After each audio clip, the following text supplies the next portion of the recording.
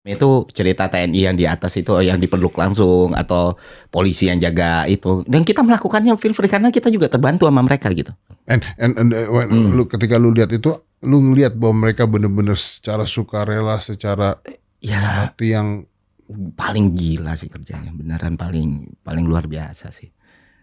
Termasuk relawan juga, relawan itu berjam-jam. Makanya kalau aku dibilang ada banyak bilang pahlawan, hero atau apa, enggak ada tai-tainya dibanding mereka. Dan mentalitas aku berpikir kayak gitu. Kalau untuk urusan mengkritik, ya banyak lah yang bisa melakukan itu gitu kan. Tapi untuk sampai di situ, itu kan nggak semua orang bisa. Bukan karena mereka nggak mau ya dengan kondisi dan lain sebagainya. Dan aku ngelihat kalau cuman untuk counter argumen segala macam, berapa banyak energi aku yang bakal habis. Sementara ini korban, relawan, itu kan butuh semua nih. Makanya kalau Om kan sering merhatiin aku, ini kondisi aku paling chill loh, bener-bener aku nggak mengkritik, aku nggak melawan, aku nggak di sana bukan sebagai apa-apa, aku kurir dan I just get things done gitu loh. Karena pertanggungjawabannya 10 miliar tuh 1 sen pun aku nggak mau bener-bener nyentuh itu gitu. Bahkan misalnya kayak hotel, transportasi aku di situ. Aku pribadi. Dan beberapa kan juga harus taktis ya Mas. Karena emang ini amanat Om. Gue bukan orang baik, bukan orang apa, tapi profesional gitu. Kalau gue coba nanya satu hal yang mungkin agak melenceng dikit, tapi kalau lu nggak mau jawab juga nggak apa-apa sih, Fer. Nggak apa-apa. Di situ kan tadi lu katakan bahwa TNI, Polri semuanya ngebantu lu ya? Iya. Ngebantu lu ya. Oke. Kalau konteksnya, gue nggak bicara TNI Polri. Kalau konteksnya mungkin dari pemerintah atau dari sisi lain atau siapapun itu, mau volunteer mau apa, ada nggak oknum yang malah mau menghambat?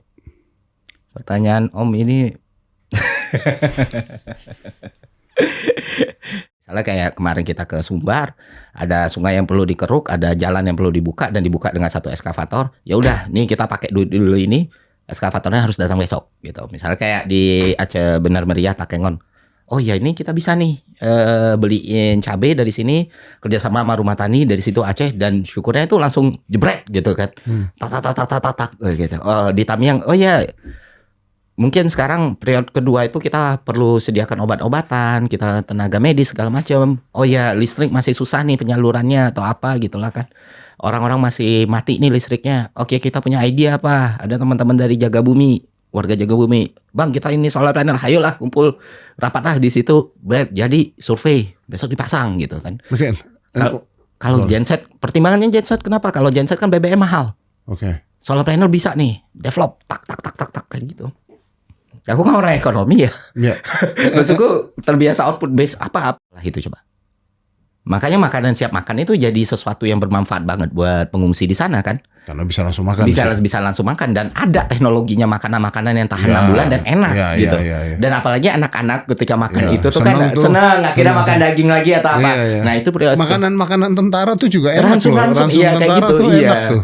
Nah itu masuk ke daerah-daerah Tamiang tuh guna banget. Nah di Benar Meriah Takengon gitu. Kita datang ke sana Om, kita nggak ngelihat warna kuning coklat kayak di Tamiang nih, kecuali di daerah-daerah desanya atau pelosoknya atau di luar kotanya. Kita ngomong pusat kotanya nih. Bahkan di Takengon aku datang itu listrik lagi nyala, masih mati hidup kan. Air bersih juga ada. Tapi mereka kekurangan beras karena isolirnya total kan. Beras, sembako, telur, segala macam itu kurang banget. Sampai-sampai orang, oh ya udahlah belajar makan kentang, belajar makan ubi kayak gitu. Oke. Tapi aktivitas ada gitu. Warung-warung buka, warung mie Aceh ada gitu. Oh, warung mie Aceh masih buka. Aku nggak tahu publik sepercaya itu sampai donasi 24 jam 10 miliar. Siapa yang berpikir seperti itu gitu? Siapa yang bisa? Lu nggak buka lagi, Fer? Karena aku kan terbiasa terstruktur ya, Om. Aku orang keuangan gitu. Aku mikirin laporan keuangannya nih harus diberesin bener nih. Dan yang lain juga buka donasi kan nggak harus dari aku gitu kan. Iya. Nah aku harus benar-benar ini aja ribet nih ya. Good governance lah gitu ya, kalau istilah di kantor lama tuh. Ini aja tuh pertanggungjawabannya besar gitu. Makanya ya udah 24 jam tutup supaya rapi banget gitu kan. Nah, udah itu aja. Kalau ada orang yang tiba-tiba dia mau ikut bantu tapi lewat lu gimana? Biasanya aku kasih ke galan dada yang lain nih yang masih buka nih orang. Oke. Jadi nggak lu langsung. Iya kan banyak yang lain. Iya makanya lo lempar ke. Iya dan lain. Sama aja kan outputnya kan kerjanya juga sama tim kita bisa sama relawan di situ.